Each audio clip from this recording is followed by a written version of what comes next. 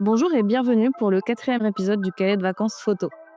Si tu débarques et que tu comprends rien, le cahier de vacances photo, c'est une aventure en ligne de 5 semaines qui a commencé le 19 juillet et qui finit le 23 août. On partage 3 sujets photos qui répondent à un thème général par semaine et qui se veut comme un petit chemin photographique au cours de ton été pour te rapprocher de toi, des autres et du monde qui t'entoure. On a déjà bien voyagé, on est à la 4e semaine, le thème c'est corps et liberté.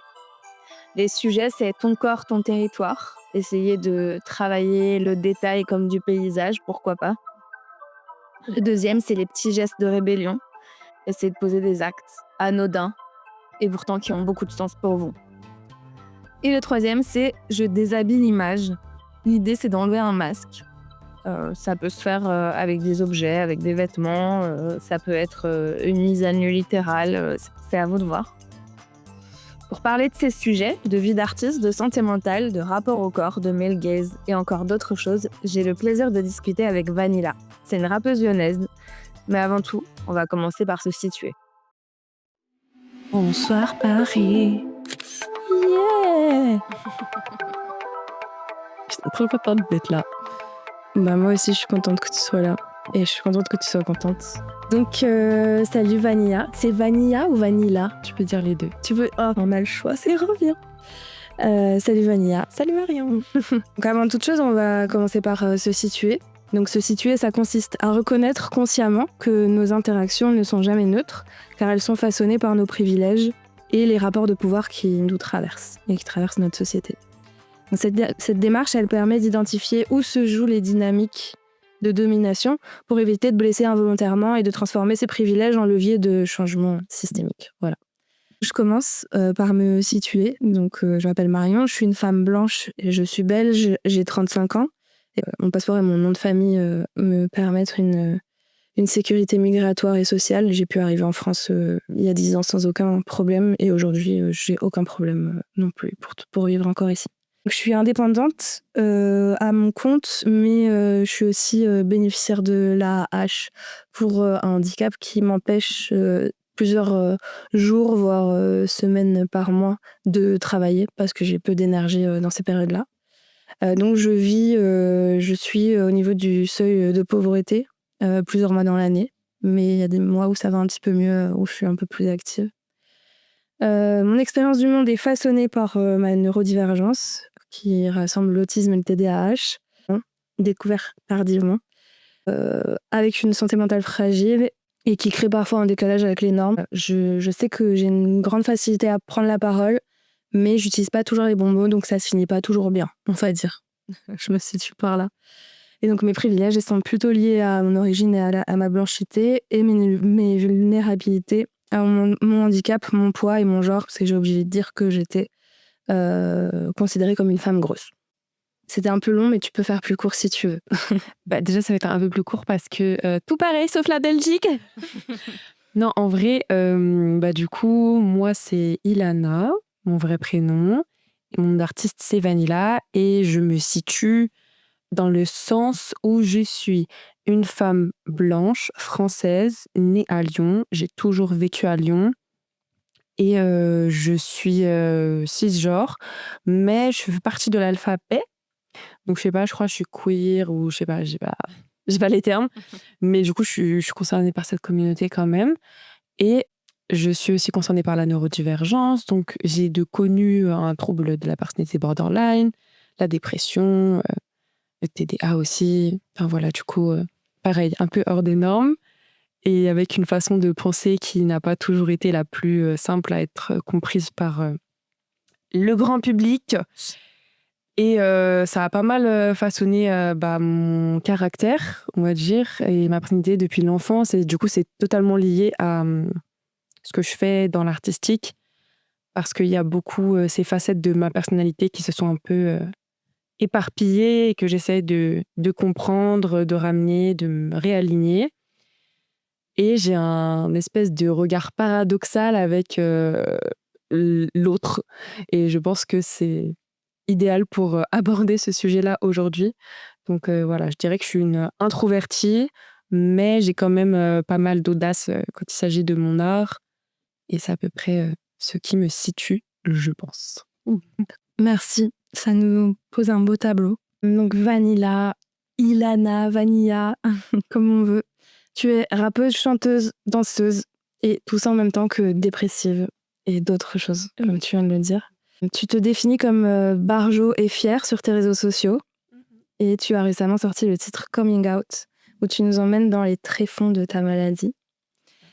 Est-ce que tu peux nous expliquer ton parcours et ce qui t'a amené aux arts de l'expression, donc écriture, chant, danse, rap, enfin voilà, tout ce qui t'amène là aujourd'hui?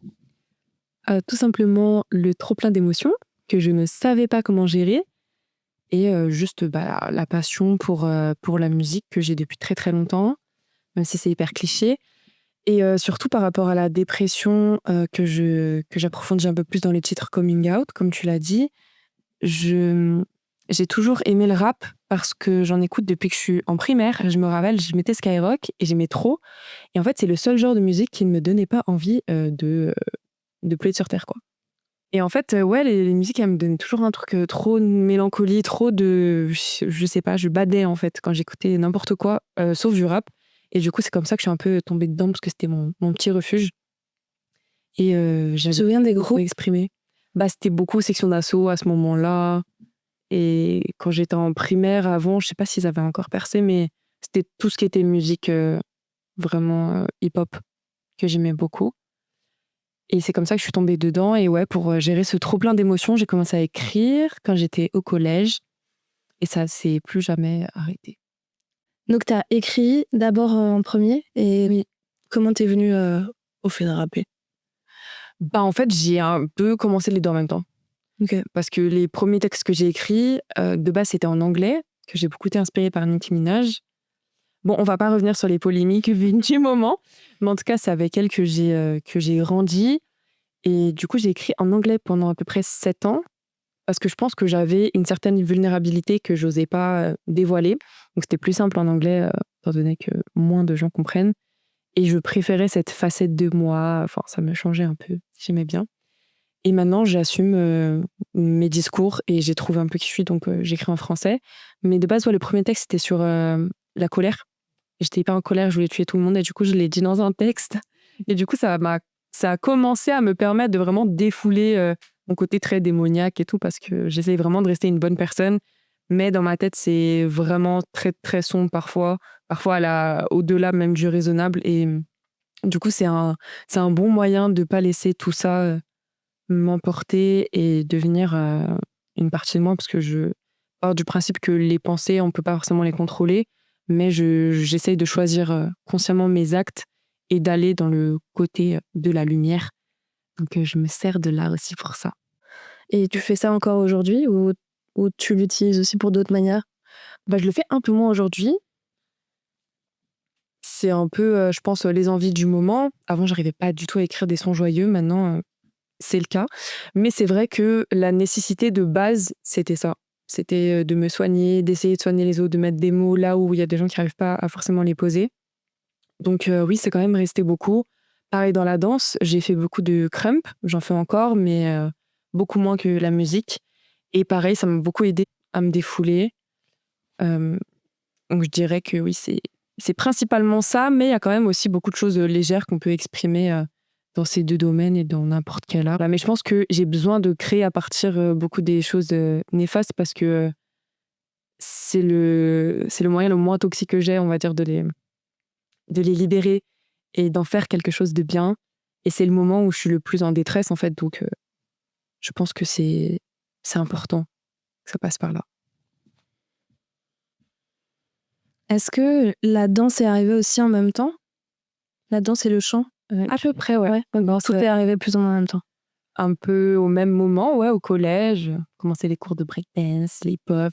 Après les cours à la MJC de Saint-Priest. Et puis, ensuite, ouais, j'ai rencontré le crump et ça a été la discipline dans laquelle j'ai plus été active. Et maintenant, ouais, c'est plus la musique, mais c'est vrai que la danse fait toujours partie de moi et que des fois, quand j'ai besoin de m'exprimer autrement que par les mots, c'est un langage que je peux utiliser. Ok, merci. En parlant de la danse, quel est ton rapport à ton image? Ou peut-être, en fait, j'aurais peut-être dû poser la question plutôt généralement, mais Je crois que je vais chercher une réponse, donc je précise sur la danse.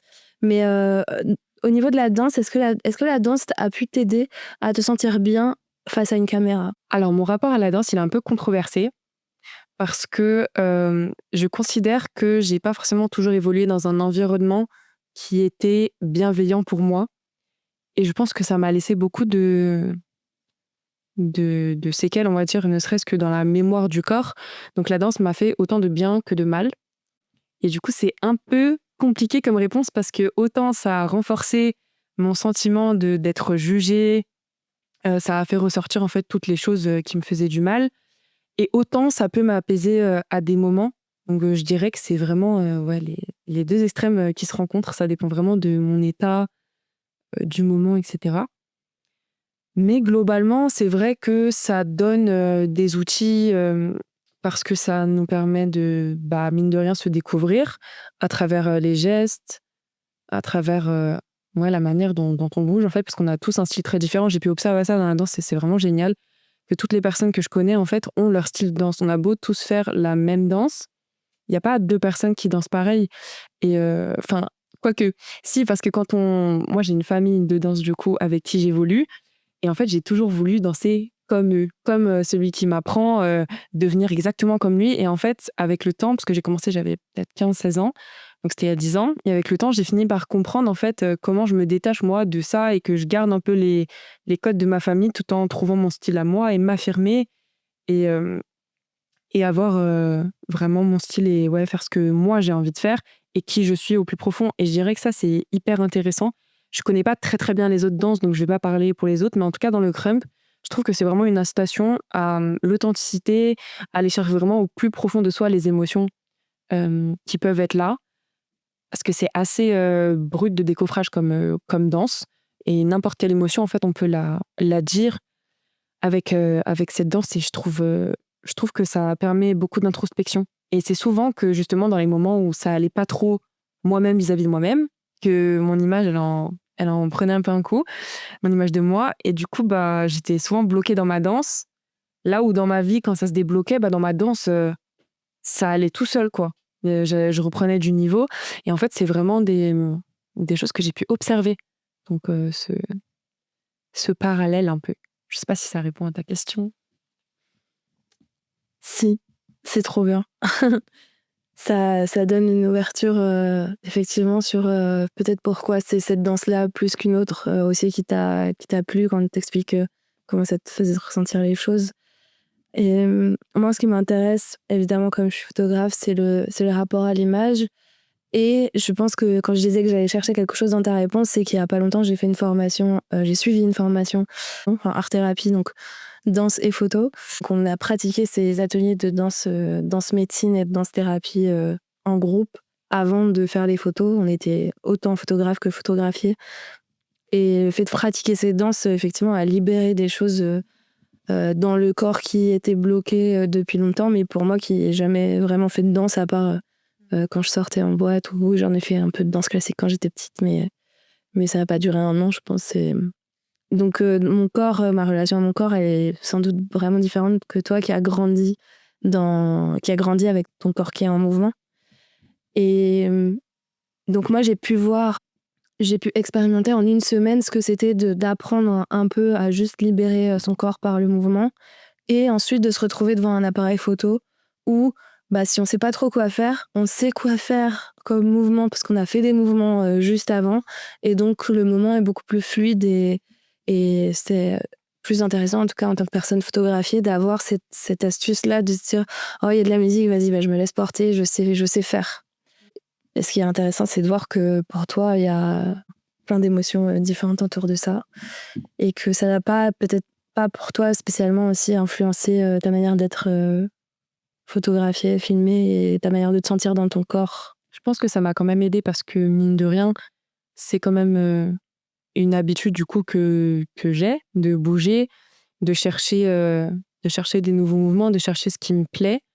Mais ça vraiment depuis petite, et ça m'a beaucoup aidée par rapport à la musique, notamment pour les scènes, etc. Je sens que j'ai trouvé une manière de me mouvoir que j'aurais peut-être pas pu expérimenter si j'avais pas fait de la danse. Et je dirais que même le théâtre, c'est super utile pour ça parce que j'ai fait une école d'art dramatique. et plusieurs stages aussi par la suite où c'était beaucoup sur le théâtre physique. Et j'ai vraiment aimé cette partie-là parce que je me rappelle d'exercices où tu fermes les yeux et tu dois bouger ton corps hyper lentement. Chaque partie, une espèce de méditation guidée. Et c'est hyper appréciable parce que je m'en souviens encore des années après, comme une redécouverte de moi, le fait d'imaginer des choses, des textures. Je trouve ça hyper intéressant de jouer en fait avec tout ça. Et on trouve toujours des choses cool à faire. Et c'est vrai que dans le côté photo, etc., c'est intéressant. Et je pense que c'est bien parce qu'il faut se laisser surprendre, mais d'un autre côté, plus on le fait et plus c'est facile. Et je pense que c'est beaucoup au niveau mindset et pas dans un objectif de performance, mais juste ouais, d'être à l'aise avec soi-même et le fait de bouger. T'as un peu commencé, je pense, enfin, t'as même carrément commencé ma question suivante, mais je vais quand même te la poser pour voir si t'as d'autres choses à ajouter. Je voulais savoir, est-ce que tu te sens libre de montrer ton corps tel qu'il est aujourd'hui? Et est-ce que tu as dû mettre des rituels en place pour pouvoir le voir, ton corps, par exemple? Donc, quand je parle de rituels, peut-être tu aurais besoin de tenue spécifique, peut-être tu aurais besoin de maquillage, enfin, j'en sais rien, de lumière. Est-ce qu'il y a des choses, moi, je pense image, en fait, mais dans les rituels, il peut y avoir beaucoup d'autres choses auxquelles je pense pas. Alors, en vrai, je pense que je suis quand même assez à l'aise avec ça parce que j'estime que je suis née pour être artiste. Donc forcément, c'est quelque chose qui est comme une vocation pour moi et je me sens un peu sur scène comme je suis dans ma chambre, quoi. Je suis hyper à l'aise, je sais que c'est ma place. Donc automatiquement, ça libère quelque chose en moi. Après, c'est vrai qu'il y a des facteurs, on va dire, qui facilitent ça. Donc forcément, en termes d'apparence, si je suis dans un style qui me correspond, je vais être beaucoup plus à l'aise que si je porte une tenue qui ne me ressemble pas. Mais après, globalement, comme avec le temps, j'ai fini par trouver mon style, c'est beaucoup plus simple en fait pour moi d'être à l'aise, que je sois apprêtée ou pas, parce que dans tous les cas, je suis moi-même. Je peux faire une scène dégaine, sans maquillage et tout, mais comme moi, j'ai envie d'être à ce moment-là, et je peux faire une scène où je vais être hyper pimpée et tout, et dans tous les cas, je vais être bien, parce que je pense que l'important, ouais, c'est de rester authentique. Donc voilà, après, j'ai pas forcément de rituel. Je dirais que c'est vraiment un truc qui se passe quand je suis sur scène, ou vraiment d'une minute à l'autre. On peut me voir avant, déprimée, puis ensuite sur scène, 1 minute plus tard, et ça y est, je suis dans le truc, quoi. Il y a une énergie, en fait, sur scène. Je dirais que c'est plutôt la scène qui m'invite et qui est mon rituel en soi. Je voulais dire autre chose, mais j'ai complètement oublié, Marion, désolée. C'est pas grave. Est-ce que tu veux que je te repose la question? Je parlais des rituels, du fait que tu te sentais libre de montrer ton corps. Tu as beaucoup parlé de la scène. Moi, j'aurais aimé que tu m'en parles un peu plus par rapport aux réseaux sociaux. Oui, ce que je voulais dire, c'est que dans l'exercice de la semaine qui consiste à faire quelque chose qu'on s'interdit, eh ben, j'ai été un petit peu bloquée devant ça parce que je pars du principe que je fais tout ce que je veux, on va dire. Il n'y a rien que je m'interdis. Donc, j'ai pas eu d'idée à mettre en place pour cet exercice-là, à part les choses que je me dis moi-même, non, ça, j'ai pas envie de le faire. Mais en soi, il n'y a pas un truc où je me dis, tiens, les gens, ils vont penser quoi si je fais ça ou quoi. Donc, en soi, j'ai pas eu d'inspiration parce que pour le coup, j'assume vraiment tout ce que je fais et surtout quand il s'agit d'art. Vraiment, mais le regard des autres, ça me passe au-dessus de la tête. Il y a des moments où voilà, je m'en soucie un peu parce que je suis quand même humaine. Je me suis quand même construite avec ça, que je le veuille ou non, vis-à-vis de la société, de plein de choses. Mais c'est vrai que j'ai pas de frein particulier à ça. Si j'ai envie de faire un truc, je le fais. Et j'ai plus ou moins toujours été à l'aise avec ça parce que je me suis toujours dit, c'est un peu ta philosophie, je pense, avec tes projets photos. Quand les gens ils me prennent en photo, ils me disent est-ce que ça va, t'aimes bien ou pas? Bah souvent je leur réponds mais tu sais quoi, ma tête c'est ma tête. Donc en fait, garde ta photo comme elle est. Forcément il y a des photos que je vais préférer ou quoi, mais je pars du principe que mon image c'est moi. Donc dans tous les cas, je dois accepter, accueillir ce qui se présente. Et sinon non, je me mets pas trop de freins. Après j'expose pas mon corps comme d'autres personnes le feraient parce que juste c'est pas moi, c'est pas mon style. Mais je trouve ça génial les nanas qui arrivent à se mettre complètement dénudées sur Instagram et tout. Je respecte beaucoup et moi, je m'interdis pas de le faire, c'est juste que j'ai pas envie de le faire. Mais si j'avais envie de le faire, je le ferais à fond. Je pense qu'il faut juste s'écouter. C'est trop beau. Ça m'amène à la question suivante, même si tu y as déjà beaucoup répondu, mais ça permettra d'approfondir un peu le sujet de justement l'authenticité, le fait de parler vrai et de pas mettre de petites portes qui font que ces infos-là, je les donne pas ou enfin il y a un truc comme ça dans ce que j'avais noté, c'est dans le coming out, tu parles vraiment franchement et sans détour et ça donne un petit peu un aperçu de comment la maladie t'atteint. Enfin, je trouve que moi qui souffre de maladies un peu similaires, j'ai entrevu une porte que j'ai pas chez moi. Enfin, j'ai pas les mêmes, je vis pas les mêmes choses et le fait que tu le partages comme ça, j'ai trouvé ça très honnête, et généreux aussi. Mais c'est pas commun du tout, en fait, cette manière de partager et d'ouvrir aussi intimement aussi, parce que là, enfin, on est vraiment sur un sujet intime qui est vraiment très peu souvent traité, encore moins dans la musique, je pense. Peut-être plus facilement dans le cinéma ou c'est des choses qui vont être plus romancées, peut-être dans les romans aussi. Donc c'est pas facile d'ouvrir, c'est pas commun aussi d'ouvrir intimement cet espace spécial que sont nos pensées. Est-ce que tu as toujours autant partagé cette intimité de cette manière-là ou et si c'est pas le cas, comment ça a changé et si c'est le cas, voilà, comment tu l'expliques par exemple? Alors, je t'ai bien fait de poser la question parce que j'ai encore plein de choses à dire. Oui. Tout d'abord, je suis d'accord avec toi dans le sens où c'est pas hyper démocratisé, surtout dans la musique et plus particulièrement dans le rap, du coup, qui est un peu plus mon domaine à moi, mais quand même un peu. On entend Gradure qui dit dans un de ses sons, je me suis relevé de la dépression. Pareil, Lacrim qui a expliqué les soucis mentaux qu'il traversait. Il y a de plus en plus de personnes qui en parlent, mais c'est vrai que c'est toujours pas assez, je pense, par rapport aux personnes qui sont concernées et au public, je pense. Donc voilà, mais je pense quand même que les réseaux sociaux ont permis d'ouvrir la parole encore plus là-dessus. Et c'est vrai que moi, c'est un sujet qui me tient à cœur et que je voulais aborder depuis longtemps, mais je savais pas trop comment le faire.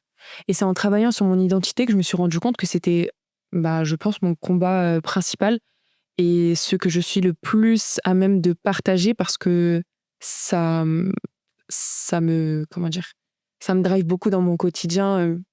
Du coup, vu que c'est mon cerveau, quoi. Donc, je suis toujours en recherche de trouver des meilleures solutions pour vivre ma vie, pour me comprendre mieux et pour aider les autres aussi, faire pas mal de prévention. Et quand je vois des personnes qui sont en détresse comme moi, j'ai pu l'être beaucoup à un moment et qui n'ont pas d'entourage, qui a une intelligence émotionnelle ou pas de ressources ou quoi. Quand je parle de ressources, ça peut être les ressources professionnelles, tous les outils en fait qui peuvent aider et que quand on perd un peu pied mentalement, on n'a pas et que c'est très long de... Enfin, on peut vite être complètement désespéré face à ce long tunnel et se dire le monde n'est pas fait pour moi et c'est pas possible, en fait, ça marchera jamais, je pourrai jamais vivre une vie épanouie. Et en fait, moi, j'ai envie vraiment d'appuyer le discours que si, c'est possible et je veux être une oreille attentive ou du moins un, un petit repère. J'ai pas la prétention non plus de me dire allez, je suis votre sauveur, suivez-moi, mais de partager mon expérience parce que clairement, je me suis presque totalement stabilisée, je dirais maintenant, et je me suis tellement sentie seule, impuissante et incomprise que si je peux raconter ça et que ça peut aider des gens, c'est vraiment incroyable et c'est ce qui se passe. Moi, je suis toujours un peu étonnée quand on vient me dire que c'est courageux ou quoi, parce que pour moi, c'est un truc presque normal. Parce que pour répondre à ta question, ouais, je me suis toujours beaucoup confiée comme ça. Peut-être des périodes un peu moins, mais globalement, depuis que je suis petite, j'ai un peu pas trop conscience, alors peut-être c'est mes traits autistiques, je sais pas, mais j'ai pas trop conscience de ce qui est intime et ce qui est extime. Apparemment, ce terme se dit, c'est ma psychiatre de l'époque qui m'avait dit. Mais en gros, elle me disait, ouais, mais c'est vrai que vous... En gros, il n'y a pas de barrière, en fait, entre mon cercle et le monde extérieur, le monde entier. Et du coup, j'ai pas mal travaillé là-dessus pour me demander, moi, ce que j'avais envie maintenant de freiner, de pas partager, de continuer de partager, etc. Et j'arrive petit à petit à trouver mes limites là-dedans. Mais c'est vrai que je me suis toujours dit, si je parle de tout, sans tabou, sans complexe, en fait, il n'y a rien qui peut vraiment m'atteindre, quoi. Parce que tout le monde me disait, non, mais arrête de parler de ta dépression parce que les gens ils vont dire que t'es faible. Il faut pas montrer ses faiblesses parce qu'après tu vas avoir des problèmes et les gens vont s'en servir. Et je me suis dit, bah non, justement, c'est parce que moi je leur donne tout devant moi et je sais très bien en fait qui je suis, que ça me permet de me protéger et de pas du tout avoir de failles finalement. Parce que je les connais, tout le monde les connaît, et quoi? Tu vas me dire que je suis dépressive, je le sais, et je l'assume. Ou tu vas me dire que je suis folle, je le sais, et je l'assume. Enfin, du moins, dans la définition du monde. C'est pour ça que j'ai mis barjo-fière, parce qu'en fait, pour moi, la folie, c'est un mot qui est péjoratif, alors qu'en fait, c'est comme ça qu'on nous considère quand on pense pas comme les autres. Mais tranquille, enfin, on m'appelle la folle depuis des années, j'ai fini par kiffer. Maintenant, quand on me dit mais je te trouve pas folle, je te trouve normale, ça m'énerve. Voilà, je me suis un peu habituée à ça. C'est une frontière que j'ai beaucoup cherchée. Et là, maintenant, je pense que j'ai trouvé un bon équilibre. Parce que le juste milieu parfait n'existe pas, mais je pense que j'ai trouvé un équilibre de OK, qu'est-ce que j'ai envie de garder pour moi? Qu'est-ce que j'ai envie de dire? Et ouais, je sélectionne avec soin, mais pas trop non plus. Je me prends pas trop la tête. Je sais que, surtout à l'heure où la cancel culture existe, etc., où les gens sont toujours dans les polémiques, les trucs, je sais que dans tous les cas, j'ai pas besoin de trop réfléchir parce que je le veuille ou non, il y aura forcément des malentendus, des choses comme ça dans ma carrière ou quoi. Mais pour moi, c'est important de dire ce message et c'est pas tout le monde qui ose se livrer comme ça. Donc si je peux permettre à des personnes qui ont honte de ces soucis-là de se sentir plus acceptées, moi, c'est avec grand plaisir parce que vraiment, je l'assume à fond, quoi. Ça se voit, de toute façon. Donc, personne ne peut rien me dire parce que je le dis déjà. Donc, je pense que c'est important d'être en paix avec soi-même à ce point. Parce que ça permet d'être, je trouve, beaucoup plus fort, en fait, et beaucoup plus presque imperméable à ce que les gens vont dire de toi. C'est trop beau ce que tu dis. Merci. J'ai envie de profiter d'être face à une personne qui rentre assez facilement dans l'intime pour appuyer ce que tu viens de dire en rentrant aussi dans mon intimité et en expliquant à quel point ce que tu as partagé sur les réseaux a pu avoir un impact sur moi. Donc moi aussi, je suis sous antidépresseur. J'ai une première molécule qui était la paroxétine, qui m'allait pas. Enfin, au bout d'un an, j'avais beaucoup de problèmes de sommeil et quand je le prenais, je dormais trop. Si je le prenais pas, enfin bref, il y avait plein de problèmes. J'avais des problèmes de digestion aussi. Le psychiatre m'a passé sous sertraline, qui est un autre médicament de la même gamme, mais avec un peu des choses différentes. Je sais qu'il n'y a pas d'anxiolytique qu'il y avait dans la paroxétine, par exemple, des choses comme ça. Au bout de 6 mois, j'avais pris une quinzaine de kilos et en mon rendez-vous au psychiatre, il m'a engueulée presque en me disant que j'avais pris du poids et qu'il fallait que je fasse attention à mon poids. Voyons. Oui. C'est grâce à toi que j'ai appris ça, que c'était pas normal et juste parce que toi t'as partagé que t'avais pris du poids à cause de la sertraline. Et là, la pièce est tombée où j'ai compris. Je pense que je le savais que les antidépresseurs pouvaient être la prise de poids pouvait être un effet secondaire, mais ce rendez-vous chez le psychiatre m'avait vraiment rendu responsable, moi, de cette prise de poids, parce que donc il y a eu la découverte du TDAH et donc la mise en place de la Ritaline, qui est sur un dosage particulier en fonction du poids, et comme j'avais pris du poids, il avait fallu changer le dosage de la Ritaline, et il m'avait dit il faut faire attention à votre poids, parce qu'on doit augmenter la dose de la Ritaline. Sans prendre en compte le fait que, donc là maintenant je vais le verbaliser parce que nous on sait, mais effectivement les gens qui nous écoutent savent peut-être pas encore, que en fait t'as pris aussi du poids avec ce médicament, et le fait que t'en parles ouvertement a fait que je me suis renseignée, que je suis allée voir les effets secondaires, j'ai compris que ça en faisait partie et que c'était même un des premiers effets secondaires de beaucoup d'antidépresseurs, pas que celui-là, et donc j'ai pu moi relativiser, moi avec cette prise de poids que je comprenais pas. Et comprendre un petit peu mieux ce qui s'était joué pour moi et demander donc à mon médecin traitant, parce que je vous avoue que j'ai arrêté ce psychiatre. Je suis en recherche d'un autre psychiatre maintenant qui soit plus bienveillant. Mais le temps de la psychiatrie est tellement long, ça fait 1 an et demi que je l'ai pas vu, et là j'ai un rendez-vous en septembre avec un nouveau psychiatre potentiel. Et donc de pouvoir demander à mon médecin traitant de changer la molécule et de regarder justement à avoir une molécule qui augmente pas autant la prise de poids en abaissant autant le métabolisme. Et je pense que c'est ça le principal truc à comprendre. Je sais pas si tu auras d'autres choses à dire là-dessus. Que la prise de poids, en fait, c'est que ton métabolisme ralentit à fond, donc tu stockes à fond. Et même une diététicienne qui m'a dit si vous voulez perdre du poids, il faut manger plus. Donc en fait, il faut carrément prendre le truc au global, et c'est vrai que les antidépresseurs, ça peut beaucoup jouer là-dessus. Après, moi, je fais beaucoup du yo-yo dans ma vie. Du coup, J'avais pris mon premier médicament quand j'avais, je crois, 17 ou 18 ans. C'était pour passer mon bac, parce que j'étais trop dans l'anxiété et tout. Et là, j'ai pris des kilos que j'ai jamais reperdus par la suite, quoi. Et après, ouais, ça fait que descendre, remonter, descendre, remonter. Et c'est un ensemble de plein de choses, mais ça peut être aussi des choses très psychologiques, quoi. Le poids de la souffrance, des fois aussi, ça pèse sur nous. Alors qu'à des moments, bah, si on s'en libère, enfin, ça peut être plein de choses. Ça peut être plein de choses, mais je pense que dans tous les cas, c'est bien de se renseigner, d'essayer de comprendre et surtout de ne pas se juger, comme ce psychiatre l'a fait. Ah. Donc, merci à toi, Vanilla, de partager ça, parce que tu as eu un réel impact sur moi et sur ma vie et comment je me voyais prendre du poids. J'imagine à quel point tu dois aider d'autres personnes, parce qu'en fait, tu partages énormément justement autour de ces sujets-là.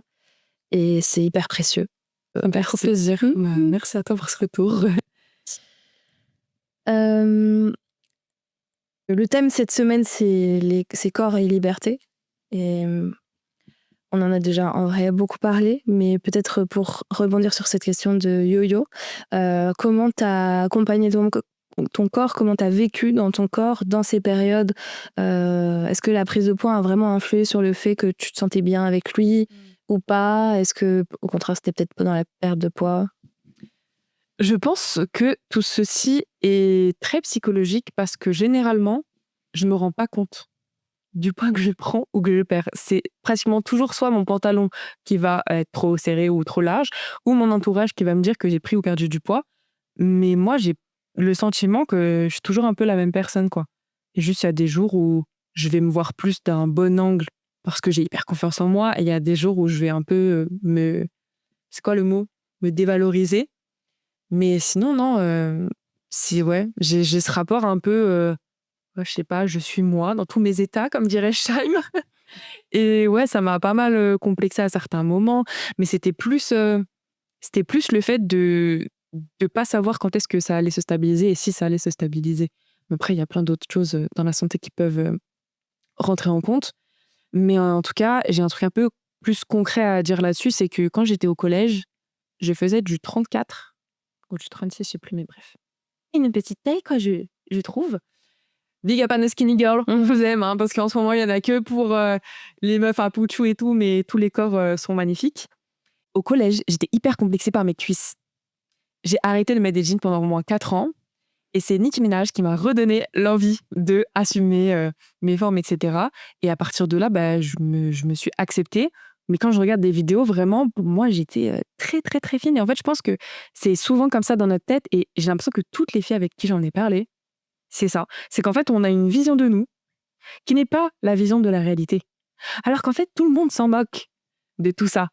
Mais c'est juste que, bah, après, en tant que femme, forcément, la société, elle a peut-être plus d'impact sur nous par rapport à tout ça. Mais je pense concrètement que la meilleure manière de glow up, c'est juste d'être en paix. Vraiment. Ça n'a aucun rapport avec des kilos perdus. Alors ouais, des couleurs de cheveux peut-être parce que la colorimétrie, c'est important, mais sinon, en soi, il ne s'agit pas de se changer, il s'agit juste de se comprendre, de s'accepter. Et après, bah, ça roule tout seul, hein, franchement. Et surtout d'éloigner les personnes toxiques. C'est très important. Ça va agir sur tout. Mais ouais, globalement, ouais, je sais pas trop, en fait, si je vois mon corps tel qu'il est ou pas. Et j'ai fini par me dire, c'est pas très grave, quoi. Je trouve que c'est très rare aussi d'appréhender son corps de cette manière-là. Et donc, je suis contente d'entendre qu'il y a des personnes qui vivent et qui accompagnent leur corps dans leur changement de manière assez fluide et qui le vivent tranquillement. Donc, c'est cool. Je voulais revenir juste sur ce que tu as expliqué un petit peu. On peut appeler ça de la dysmorphophobie, le truc que tu voyais tes cuisses très grosses. Mais on peut aussi mettre ça sur le dos du fait que ton point de vue sur toi-même, il est vu d'en haut. Et t'es très près, ton œil zoome très très près sur donc ça, ta patte, poitrine, tes hanches, enfin le haut de ton corps jusqu'au genou à peu près. Et donc ça, c'est juste une technique photographique où l'œil il est rond pour qu'on puisse voir ce qu'il y a devant nous. En fait, parce que s'il était plat, on pourrait pas voir un peu sur les côtés.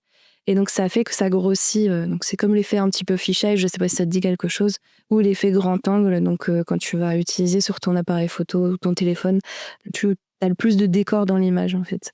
Ça déforme, ça arrondit. Et donc, ça nous donne une sensation d'avoir un gros ventre, par exemple, alors que si on le voit dans le miroir, on se dit non, en fait, ça va, mais vu d'en haut comme ça, on a l'impression que ça prend beaucoup plus de place que le reste. Ça s'explique par là. Et aussi par la dysmorphophobie. Je ne sais pas si j'ai bugué là, mais je pense pas que j'en parle dans notre épisode. Est-ce que tu connais la dysmorphophobie? Oui, un petit peu. Tu veux l'expliquer? Je crois que c'est simplement le fait de se voir d'une manière que les autres ne nous voient pas, il me semble. Oui, c'est d'accentuer, il me semble, c'est d'accentuer des parties du corps ou de voir des parties du corps qui n'existent pas. D'avoir l'impression d'avoir, je sais pas, un fessier plus gros qui ne l'est, ou au contraire. Enfin, voilà. Mais en dehors de la réalité, de ce que c'est réellement. Après, en travaillant donc avec Zoé Début, qui est diététicienne, on a beaucoup analysé justement le rapport au corps et moi de mon côté, comment l'image peut influer sur ça. Et potentiellement, la dysmorphophobie, elle peut aussi être accentuée juste par comment on t'a pris en photo, dans quelle position t'étais, dans quelle position était le photographe, quelle lumière, enfin, tout peut influer Il y a plein de facteurs. énormément. Et apprendre à se mettre en valeur, c'est tout ça, je pense, c'est au niveau de l'image, comme au niveau des, entre guillemets, artifices, ou juste, ouais, franchement, la colorimétrie, je vais vous saouler avec ça, là, mais parce qu'en ce moment, je suis grave dedans. Et je regarde plein de vidéos. Si jamais ça vous intéresse, c'est la chaîne Dear Pitchy, donc Dear T-E-R, je l'ai un pitchy comme la pêche. C'est plein de vidéos qui expliquent plein de choses sur le physique, et je trouve ça hyper bienveillant parce qu'à chaque fois, en fait, ils rappellent que tous les physiques sont beaux, et juste, c'est des conseils.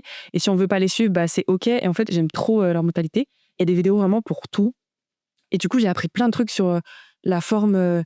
Par exemple, j'ai pris une photo et j'ai analysé la forme de mes yeux. Je ne l'avais jamais fait. J'ai 26 ans, je me suis jamais posée pour me dire, OK, est-ce que mon coin interne, il est plus bas que mon coin externe, et comment je pouvais maquiller ou pas. Enfin, juste de m'observer, de me dire, OK, qu'est-ce qui se passe? Qui suis-je? Enfin, je trouvais ça trop intéressant. Et pourtant, j'ai fait un bac pro esthétique. Et tout ça, je ne le savais pas. En fait, j'ai appris plein de trucs sur la morphologie visage, corps, les cheveux, tout. Et il y a plein de petites astuces, en fait, qui permettent de mieux se connaître, de savoir ce qui nous va mieux. Et au niveau du style aussi, je me suis pas mal perdue. Et une fois qu'on trouve ce qu'on aime, peu importe si c'est ça qui est dans les codes ou pas, là, les trucs de Christina Cordula, machin chouette, il y a plein de petites astuces, en fait, où on peut juste élargir notre horizon et ensuite être plus à l'aise avec ça. Mais du coup, ouais, c'est un peu ma révélation du moment. Et ouais, les couleurs qui peuvent nous aller ou pas, c'est comme les angles, en fait. Il y a des clips où, en fait, la contre-plongée, j'ai envie de supprimer le clip, alors qu'en fait, avec une autre lumière ou un autre truc, bah, ça guide beaucoup plus. Donc tout ça, c'est qu'une question de nuance, et il faut pas trop se juger. Et moi, j'ai une petite astuce par rapport à ça, c'est qu'en général, déjà, je me prends pas trop en photo. Et en général, j'évite de me prendre en photo les jours où je me sens pas bien dans ma peau. Parce que ça arrive à tout le monde. Et j'essaie de me prendre en photo que quand je suis dans un bon mood. Parce qu'après, je vais repenser à mon sentiment. Et du coup, je vais avoir plus confiance en moi automatiquement que si j'étais en train de passer une mauvaise journée, de me déprécier. Donc, tu pourrais regarder ces photos un jour où tu vas pas bien, et elles peuvent t'aider à te sentir mieux, si t'as bien compris? Ouais. Ouais, j'essaie de garder des bons ancrages émotionnels. Après, bon, c'est peut-être un peu une fuite, mais globalement, j'essaye. Voilà, c'est mon petit truc à moi. C'est que quand je me sens pas bien ou quoi, je l'accepte et j'essaye de vraiment tout focus sur les moments où ça va, pour reprendre un maximum d'énergie, faire plein d'affirmations positives sur moi et tout. Et me la péter, quoi. Je me la pète à donf. On a besoin de ça. Donc, je t'apprends rien. On vit dans une société qui normalise beaucoup les corps, c'est-à-dire qu'il les met dans des cases. T'en as déjà parlé. Je m'intéresse du coup aux bienfaits que la photo peut apporter sur une potentielle reprise de contrôle sur nos corps, au-delà des normes, et au-delà justement de tous ces aspects techniques qui peuvent tellement modifier justement la vision qu'on en a. Et donc, dans ce but, j'aimerais en savoir un petit peu plus sur ton parcours avec ton image, même si tu en as déjà quand même pas mal dit. Mais là, comme ça, de prime abord, est-ce que tu te souviens de ta première séance photo? Pas vraiment. Parce que je pense vraiment que ça date. Je sais plus dans quel contexte c'était, même si c'était pour la musique ou pas. Après, je crois pas avoir déjà fait une séance photo que séance photo. C'était toujours avec autre chose, soit par rapport à un clip, soit parce que j'ai été modèle pour un truc. Enfin, il me semble que j'ai jamais vraiment fait ça exclusivement, quoi. Ou m'être fait un kiff de allez, je vais me faire prendre en photo. Il me semble pas que ce soit arrivé. Et d'ailleurs, je pense que ça va pas tarder, ça peut être cool. Mais non, j'ai pas de souvenir précis là-dessus. Ok. Est-ce que tu pourrais me décrire ta photo préférée de toi? Là, comme ça, la première qui te vient. Non, je suis balance, je peux pas décider. Tu peux nous en donner deux aussi. Je discute. En vrai, j'ai pas tant de photos que ça.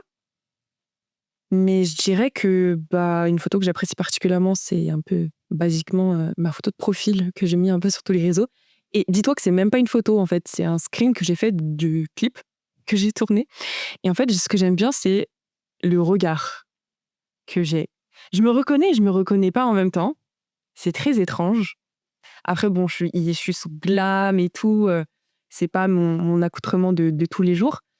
Mais j'aime bien ce côté. On dirait que je parle alors que je parle pas en fait. J'aime bien. Je trouve ça. Les yeux, c'est vraiment le reflet de l'âme, quoi.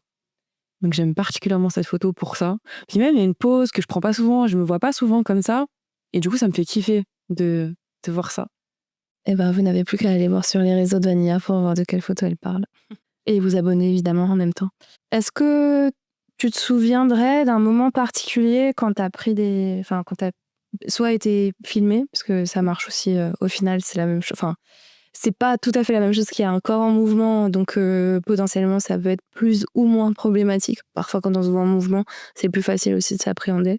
Donc, est-ce qu'il y aurait un moment particulier qui t'avait prendre conscience que en fait, t'étais à l'aise avec ton image et t'étais trop bien dans ton corps? Je dirais que récemment, j'ai eu l'honneur d'être photographiée par le photographe Jimmy Lasso, je crois que c'est sur Instagram, de Zoom 69 dans le cadre du projet One Love. Et c'était la première fois peut-être que justement j'étais que dans ce contexte de photos. Et c'était assez récent. Et en fait, quand il m'a fait poser, déjà son concept il est un peu particulier parce que c'est vraiment basé sur la neutralité. Pour les personnes qui connaissent pas, n'hésitez pas à aller voir. Mais en fait, c'est des portraits assez basiques en fait que tout le monde peut faire, que vous soyez mannequin ou que vous ayez jamais fait de séance photo. Il veut vraiment un truc très neutre en fait. Et du coup, on est guidé. Et en fait, je m'attendais pas du tout à ce que ce soit ce rendu-là. En fait, je m'étais fait tout un truc dans ma tête de ça va peut-être pas me plaire. Puis j'étais un peu stressée ce jour-là. Et en fait, ça m'a fait trop du bien. Et c'est un moment que j'ai passé avec ma mère et ça lui a fait trop du bien aussi. Et du coup, je pense que vraiment votre truc de photothérapie, ça fonctionne. Et qu'il faut juste être avec la bonne personne en face, quoi, pour être guidée. Mais j'ai passé vraiment un bon moment. Et quand je me suis vue, je me suis redécouverte. Et d'habitude, j'aime pas trop les photos où je souris et tout, un peu vulnérable et tout. Et là, il y en a une, je l'ai mis sur Insta tellement je trouve ça beau, quoi.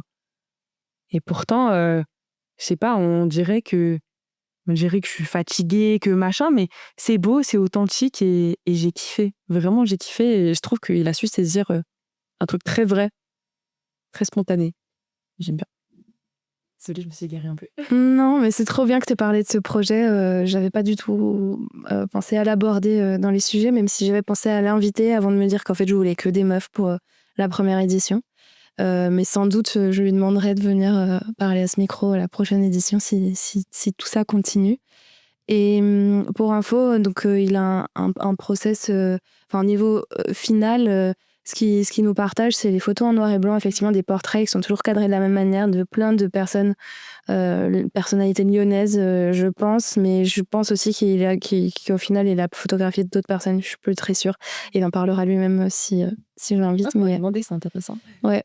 Ce sera pour une prochaine fois avec grand plaisir. Et effectivement, il nous avait proposé aussi d'y aller. Il fallait que je le contacte. Donc, je pense que j'aurai aussi bientôt ma petite photo One Love. Je pense que tu vas kiffer, être de l'autre côté et tout. Oui. Mais Ouais, c'est toujours une expérience. c'est un moment, moi, qui m'a marqué. Moi, je te le raconte aujourd'hui. Et ben, on lui fait un big up. Donc, c'est Jim Lasso. One Love. One Love. Oui. Avec un 6 et un 9. Ouais. Donc, le 6 qui fait Le haut de One. The One. Le 9 qui fait le haut de Love. Il y a une chose dont j'ai envie de parler à une meuf justement qui fait partie du milieu hip-hop, donc dans un milieu qui est quand même assez masculin. Je voulais savoir si tu as déjà entendu parler du male gaze. Oui, mais j'ai oublié ce que ça veut dire.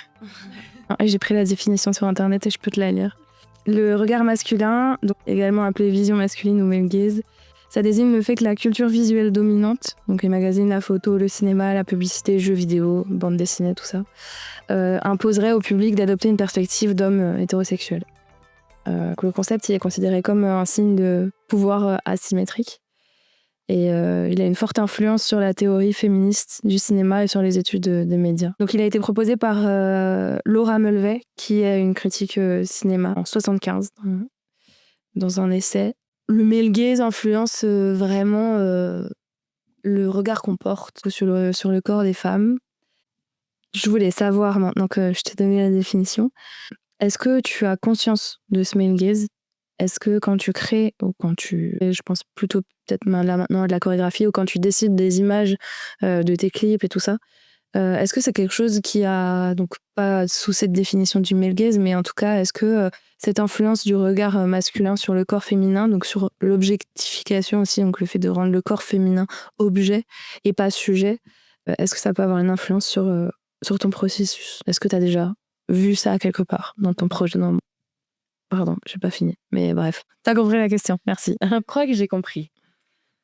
Tu me diras si j'ai compris. On m'a souvent posé des questions par rapport à ça, parce que autant le rap que le crime, c'est des milieux qui sont majoritairement masculins, même si ça change. À chaque fois, je le répète parce que c'est le cas. Je me suis jamais trop posé de questions là-dessus. Moi, je suis vraiment dans le truc de do you, genre.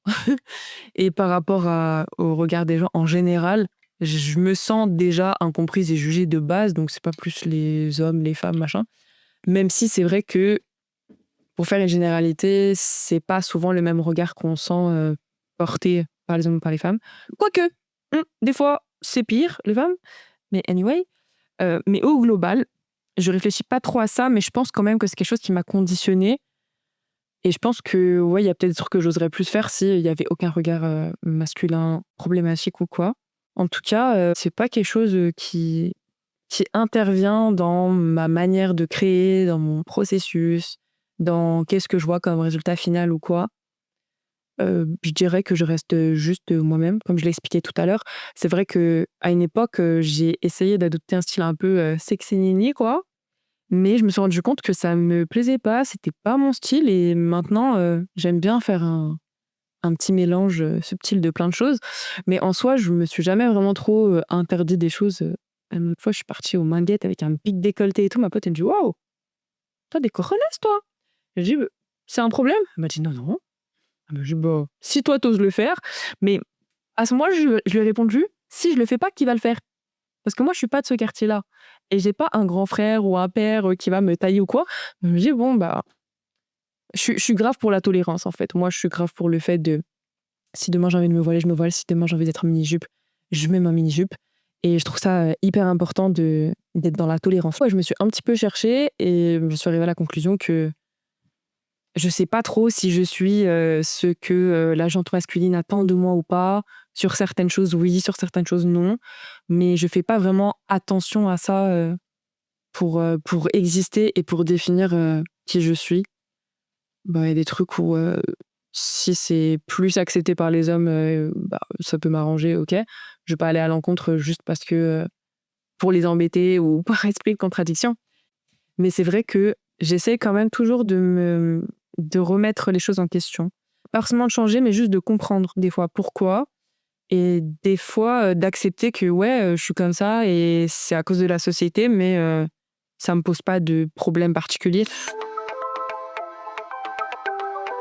Mais je pense que le plus important, c'est de réfléchir un peu, quand même, à ce qui nous a un peu tous conditionnés, ce qu'on pourrait faire différemment ou pas, et de faire des choix en conscience, en fait. Je pense que c'est ça le principe. Mais sinon, non, je me suis pas trop posé de questions là-dessus. Des fois, ça a une importance pour moi, des fois, ça en a pas. Tu suis le flux exact de la vie. Ouais. On arrive presque à la fin. Je vais te poser du coup les questions là sur les photos que tu as faites. Je vais te proposer d'en parler globalement un petit peu, puis si jamais tu as envie de revenir plus sur l'une ou sur l'autre, mais concrètement, comment tu as vécu le thème et quel process t'as mis en place? Est-ce que t'as tout fait le même jour? Est-ce que t'as réfléchi longtemps? Est-ce que t'as fait ça spontanément un petit peu pour que les personnes qui nous écoutent peuvent aussi comparer leurs méthodes et voir que justement il n'y en a pas une de bonne et que tout le monde fait comme il le sent?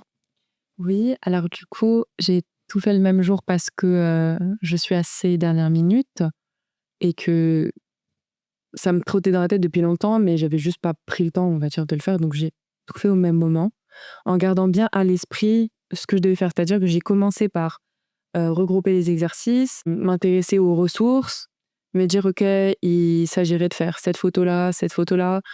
euh, Quelles idées j'ai laissé reposer ça 24 heures. Et après, j'ai fait l'exercice et j'ai chopé les premières idées globalement qui me sont venues, à savoir, je crois que c'est pour le jour numéro 3, il me semble. J'ai voulu absolument prendre mon mauvais profil parce que je suis toujours en train de dire à tout le monde: «Mettez-vous là, c'est mon bon profil». Et en fait, je voulais un peu observer cet autre profil et pourquoi je l'aime autant pas, parce que c'est mon mauvais profil, mais en soi, je l'ai pris en photo et j'ai pas fait 2 photos ou 3 photos. J'ai pris une photo et en fait, j'ai kiffé la photo. Je me suis même pas reprise, ou quoi, et je me suis dit: «Bah, ça va en fait, c'est pas assez grave, genre faudrait dédramatiser». Et l'autre photo, c'était pour le jour 1. Au début, je voulais prendre en photo mon dos et après par souci d'organisation et par nouvelle envie, j'ai fini par prendre l'intérieur de mes doigts parce que je trouve que c'est une zone qu'on regarde pas assez. Et un jour, j'ai fait une fixette dessus, je me suis rendu compte que la peau était très douce là. Du coup, j'ai pris une photo comme ça, en mettant ma main un peu comme un petit monstre. Enfin, j'ai pas trop réfléchi, hein. Et je trouve que la photo, elle est canon de ouf, quoi. J'ai kiffé l'expérience et je trouve que c'est bien, ne serait-ce que pour avoir des axes auxquels on ne pense pas forcément. Parce qu'en général, quand on se prend en photo soi-même, on va toujours utiliser les mêmes poses, les mêmes cheat codes un peu de comment on va se sentir bien pour se montrer. Parce qu'en général, moi personnellement, je prends pas beaucoup de photos, mais comme je suis obligée, j'ai envie de faire de la musique et du coup, je crée du contenu par rapport à ça. Bah, j'ai un peu mes rituels de je sais que là, comme ça, je vais kiffer, ça va être bien et je vais kiffer mon image après. Et là, je me suis dit: «Vas-y», en vrai, au début, je voulais tout poster, tous les exercices et tout. Je me suis dit: «Mais non, en fait, si je faisais un truc pour moi et je m'en fous et je regarde un peu, comment ça se passe, très en détente». Voilà comment je l'ai vécu. Je pense qu'il y a pas forcément de règles et je pense que c'est l'esprit que tu as voulu, insuffler, juste, faites-vous kiffer, quoi. C'est hyper intéressant aussi parce que dans l'art thérapie, la photographie peut ne pas être considérée comme un art de l'art thérapie parce que le principe de l'art thérapie, c'est le côté éphémère. On nous pousse à développer ce côté éphémère dans la photo qui n'existe pas du tout et donc à proposer des séances photos où on garde pas les photos. Et l'approche dans ce cas-là est complètement différente par rapport à comment tu vas vivre à l'intérieur de ton corps ce moment de la séance photo. C'est vraiment contre-intuitif. Et en même temps, hyper intéressant de voir à quel point tu abordes complètement différemment l'exercice si tu sais qu'il n'y a pas d'enjeu derrière et que ça ne va pas rester figé. Et que, donc toi, ta question, c'était plus de ne pas les partager sur les réseaux sociaux et juste les garder pour toi. Donc c'est trop bien que tu aies fait des photos que tu aies envie de garder. Mais c'est aussi intéressant de se dire que finalement, tu peux aussi en faire et de ne pas les garder. Et ce qui peut être intéressant, c'est le moment que tu passes avec toi-même, comme tu dis là, à t'observer, à te rendre compte qu'en fait, il y a un endroit sur ton corps que tu avais adoré, que tu avais oublié. Juste te dire, je vais le prendre en photo, de te souvenir de ça, et du coup, ça te fait juste passer un bon moment avec ton corps. C'est aussi ce que j'ai envie d'apporter avec ce cahier, de justement se rapprocher de nous et de notre corps. Et c'est parfois juste un moment de douceur, tout en se disant qu'à la fin, peut-être qu'il n'y aura rien. Et C'est vrai. On veut lâcher prise là-dessus, mais je pense que l'émotion qu'on ressent en faisant ça, en parlant, elle va pas forcément être éphémère. Même si la photo, je la supprime ou quoi, ça va quand même, je pense, me revenir. Tiens, un jour j'avais fait une photo de cette partie et il y avait tout ce truc-là autour. Et ça va me rappeler un bon truc, quoi. c'est trop bien ce que tu dis parce que ça décrit vraiment le processus qui est réfléchi en amont et le fait que moi, du coup, tu décrives ce qui est prévu, c'est très satisfaisant pour moi. Là, on arrive à la conclusion, à la fin de l'épisode. Il me reste juste une ou deux questions, un peu, les questions que je vais poser à tout le monde. Est-ce que tu aurais un conseil pour quelqu'un qui veut utiliser son corps comme moyen d'expression? De penser à soi, tout simplement. De le faire pour soi et de penser à ce que ça nous fait et surtout d'essayer de créer des expériences positives envers soi-même. C'est archi important. C'est trop beau. Est-ce que tu aurais une recommandation culturelle autre que celle que tu nous as déjà partagée dans le podcast? Oui, j'y ai pensé, mais j'ai oublié de le dire lors de la question par rapport au male gaze. Il y a HDK, une rappeuse lyonnaise du coup, que je connais depuis longtemps, parce qu'elle fait de la danse aussi d'ailleurs, qui aborde pas mal ces réflexions et qui le montre aussi beaucoup visuellement par rapport justement au regard avec soi-même, le regard des hommes. Et elle en parle dans son projet qui s'appelle La prison des hommes. Je crois que c'est pas son projet le plus récent, mais il m'a beaucoup marqué. Et il y a vraiment des intros où elle parle de cette manière-là dont elle est consciente qu'elle était attachée à ce regard. Et je trouve que ça fait poser des questions et elle en parle vraiment de manière très crue. Et je trouve que c'est ce qu'on a pensé tout en tant que femme, mais qu'on l'a pas forcément dit. Donc je vous conseille vraiment de l'écouter pour les personnes que ça intéresse. Ben, merci beaucoup. Où est-ce qu'on te suit pour tes prochaines aventures? Si tu veux nous dire aussi, si jamais tu as des petites choses qui arrivent de prévues, si tu as ton moment promo. J'ai plein de choses qui arrivent, dont à la rentrée, le prochain son du coup qui s'appelle Égoïste, qui ramène le fait de penser à soi d'abord et de se faire du bien. Après, il y a plein de choses qui sont prévues jusqu'en 2027, 28, presque jusqu'à ma mort en fait, parce que pour moi le rap c'est long terme, la musique c'est long terme. C'est mon œuvre de vie, donc restez branchés dans tous les cas. Et plein de nouvelles choses sur la santé mentale, découvertes que je vais faire sur moi-même encore, que je vais vous partager. Donc si vous voulez rejoindre la communauté des Sunday, dans la bienveillance et un peu la folie, n'hésitez pas à me suivre sur vanilla avec 2 L, .split, split, .69 pour YouTube et .split tout court pour les autres. Vanilla.split, c'est mes réseaux sociaux. Et ben, merci beaucoup Vania pour ce moment de partage intime et vrai. Ça fait vraiment du bien et j'espère que ça fera aussi du bien aux personnes qui nous ont écoutés, mais j'en doute pas du tout. Je te souhaite plein de réussite dans les projets qui arrivent et de toute façon, je sais que même si tu réussis pas, ça te démontera pas. Et c'est bon aussi de savoir ça. Eh oui.